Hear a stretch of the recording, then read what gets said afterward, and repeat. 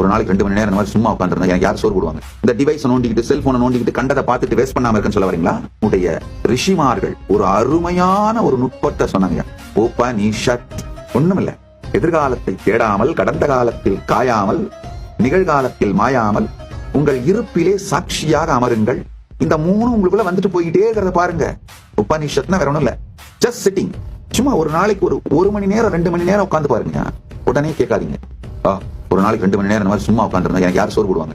யாரும் போட்டே கவலைப்படாதீங்க, வாங்க கைலாசம் வந்துருங்க, திருவண்ணாமலை கைலாசம் திறந்தா இருக்கு, வந்து உட்காருங்க, நான் போடுறேன். அப்ப என்ன, நீங்க இப்ப 2 மணி நேரம் உங்க வாழ்க்கைய இந்த டிவைஸ் நோண்டிக்கிட்டு செல்போனை நோண்டிக்கிட்டு கண்டதை பார்த்துட்டு வேஸ்ட் பண்ணாம இருக்குன்னு சொல்ல வரீங்களா? பல மணி நேரத்தை உங்க வாழ்க்கையில எண்ட்லெஸ் டிஸ்ட்ராக்ஷன்ஸ்ல பாழடிக்கிறீங்க. அதை மட்டும் விட்டுட்டு ஒரு 2 மணி நேரம் உட்கார்ந்து பழகினீங்கன்னா, உபநிஷத்துல உட்கார்ந்தீங்கன்னா உங்கள் வாழ்க்கை மாறிவிடுங்க. உங்களை பிடிச்சிருக்கிற பெரும் பேய்கள் ஒழியுங்கயா. இந்த சினிமால காட்டுற பேய்கள்லாம் உங்களை பிடிக்கலங்க. அதை விட மோசமான பேய்களான கடந்த காலம் எனும் போலி பேயும், எதிர்காலம் எனும் பேயும், உங்கள் இந்த 2த்துல உங்களை காப்பாத்துறன்னு சொல்ற உங்களுடைய அகங்காரங்கிற உங்களுடைய ஹீரோ பேயும் 3-4 பேயும் உங்களை பிடிச்சி நசுக்கிட்டு இருக்குங்கயா. அது எல்லாமே அப்படியே மெல்ட் டவுன் ஆகி விழறத உங்களால பார்க்க முடியும் உபநிஷத்துல உட்கார்ந்துருந்தீங்கன்னா.